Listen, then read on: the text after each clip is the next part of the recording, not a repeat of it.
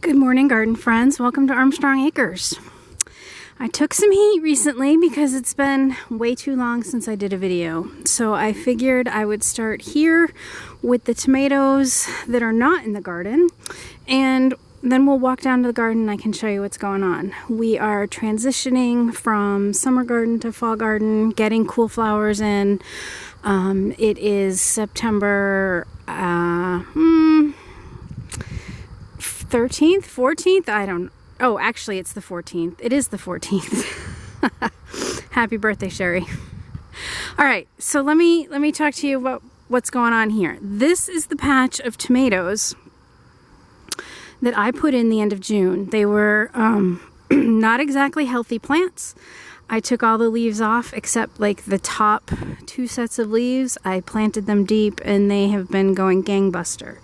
Until last week, they really looked good. And then, you know how it is with tomatoes. I had been keeping on top of the diseased leaves.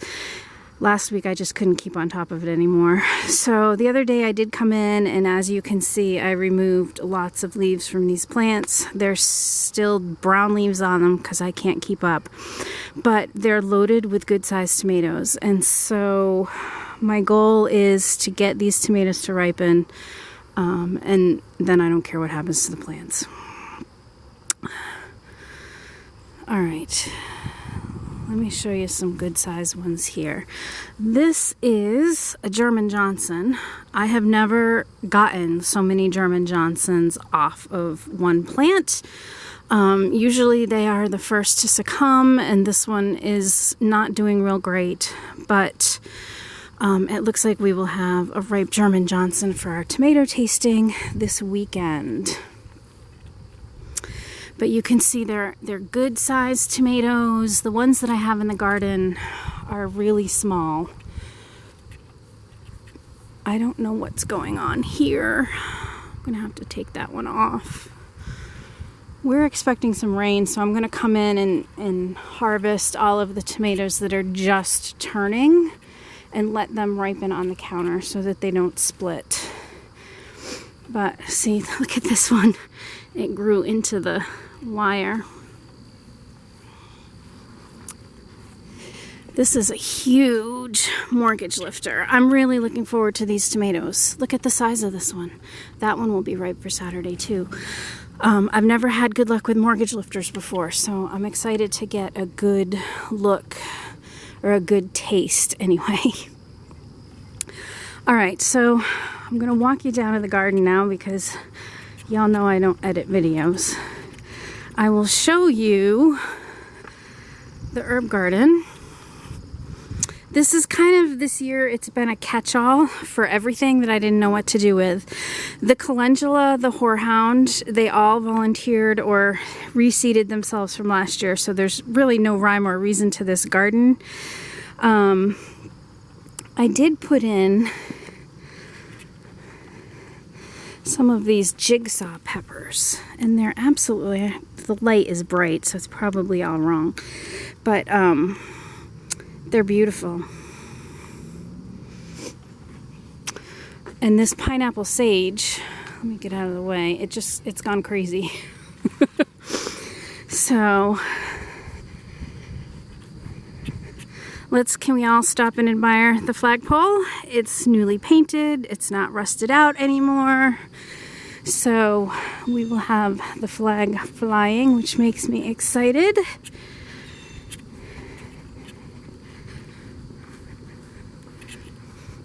This is my favorite time of day to be in the garden.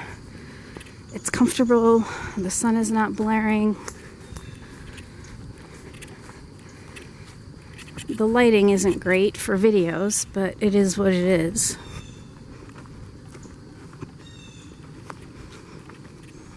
All right, so you're gonna see the garden in all its glory, which is the mess I left it in yesterday afternoon when I quit working. But you know, overall, it's not looking too bad.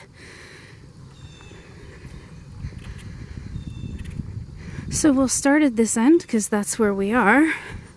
My sweet potatoes are growing, But every time they grow outside of the basket, and even sometimes when they're growing in the basket, the deer eat all their leaves. I'm assuming it's the deer, it could be the rabbit, I don't know. The deer really loved these sunflowers, which made me mad.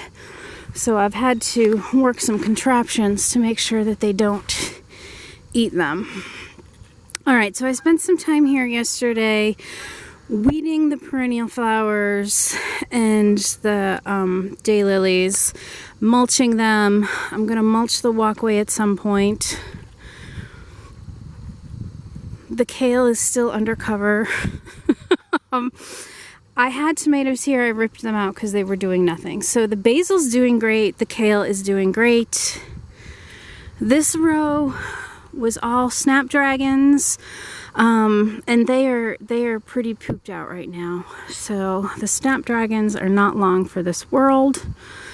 And then let me show you here the dahlias. This is an Arabian Night.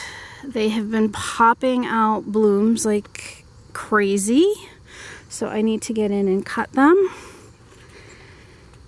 Some of the other dahlias, I don't remember what kind this was. It's not my favorite, so I don't know that I'll be growing it again next year. But that's another Arabian Night. I did not stake these this year, and I will next year, because we had some windstorms that blew through, and you can see they're kind of crazy. So this row is snapdragons for next year. They are a cool flower. Lisa Mason Ziegler says they will be winter hardy to zone 5. So I started them, transplanted them. So this whole row is going to be snapdragons for next year. There's some cilantro right there that's reseeding itself. So I left that for now. And then we have more beautiful dahlias. These white ones, I had to put down some Sluggo Plus because there were definitely earwigs on them. Look at this dahlia. Isn't it gorgeous? I am not a fan of orange, but that one has stolen my heart. What kind is it? Oh, it's a Jowie Linda, of course. She's gorgeous. And more Arabian Nights. This one's a good size one. Let me take it out of the package. Oh, it looks like it's a double. I put the bags on to protect the blossoms, but as you can see, it doesn't always work. Look at that insect damage. And insect poop doesn't make me happy. All right, so I had more. This was my paste tomato row, and I ripped those out. Obviously, the nasturtium is very happy here. I mean, look at the size. Look at the size of these leaves.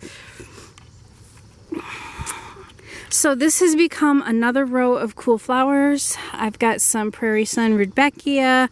I've got some Feverfew. I have booby trapped this side so that the deer they physically cannot get at the sunflowers. So hopefully I will have some more sunflowers before first frost. So I have planted some Nigella, I have planted some larkspur and bachelor's buttons here. Again, they will come up, they will start to grow, and then they will go dormant during the winter. And next spring, I hope to have earlier blossoms. And this patch is Bells of Ireland. The rest, well, this is, what is this? Salvia of some sort. I've got some Bupleurum planted, and then all of that is basil that I use in my bouquets. And that brings us to one of the rows of tomatoes. See this mortgage lifter here? There's nothing on it. I need to just pull it. Many of these plants don't have anything on them, so when I get the time, I'm just going to yank them. Waiting for this one to ripen. The Italian heirlooms put on a second flush, so I'm kind of waiting for them. And then all of these plants are going to get torn out to make room for next year's plants. What I will do is I will tear all of the plants out. I will add some compost, and then I will tarp it for the winter so that early next spring, when I do my second planting of cool flowers, 6 to 8 weeks before our last frost, the row will be ready to go. Again, tarped the row to get it ready for next year. It kills everything that was growing. It'll decompose and feed the soil, and it'll be ready for next year. More sunflowers growing, so hopefully they will be safe. We've got zinnias and more zinnias over there. I need to harvest them today. My poblano peppers are doing well. This has been a great year for peppers for me. I've never had real good luck growing them. I've done much better this year. So it hasn't been a great tomato year. But again, you can see these guys have tomatoes on the plants. I'm waiting for them to ripen, and then I am just going to tear them out. This one's a good size one. This is a white tomasol.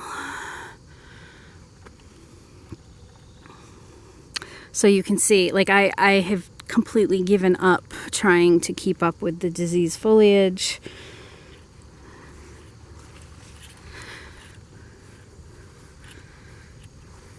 I've got more sunflowers under here.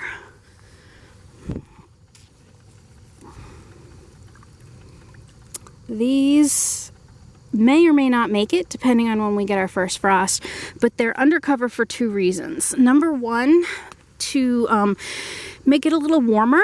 It's just like a little light blanket for them so that they will mature faster. And number 2, to keep them from being eaten by the bunny and the deer. More tarping going on. This was tarped yesterday, and so my big project yesterday was getting the perennials in the ground. Basically, they're plants that I found on clearance at local garden centers.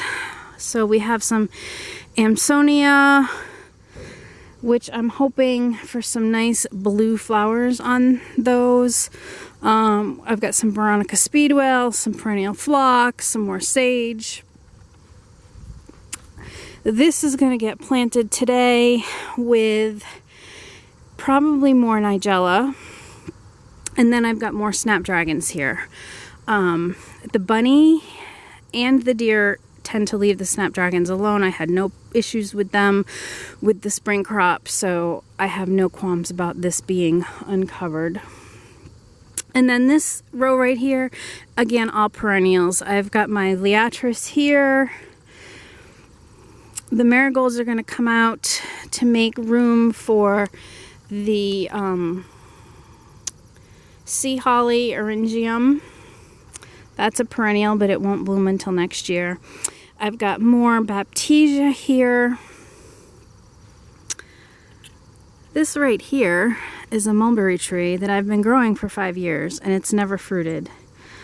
Also mulberry tree, also mulberry tree. Bought at the same time, grown in the same conditions. I really don't know what the deal is with the size, but I really want some fruit pretty soon, or else these guys aren't worth the space they're taking up. So we'll see. I've got some asparagus here that I'm trying to establish up at this property. But there it is in a nutshell. So again, diseased tomatoes here. The ones up in the other plot are looking much better. But overall, I've learned some good lessons this year.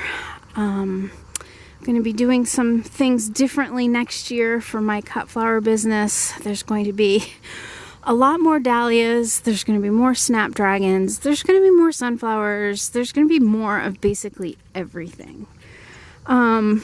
Since we last visited, I harvested most of the garlic. That is what remains, and I need to tear that out today.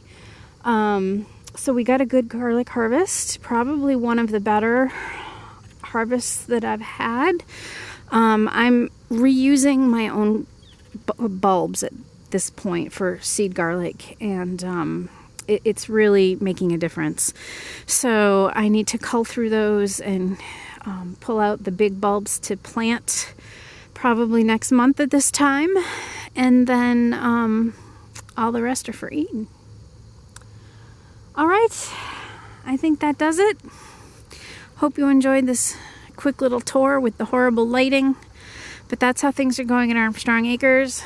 Hope things are going well in your garden. Talk to you soon, garden friends. Bye-bye.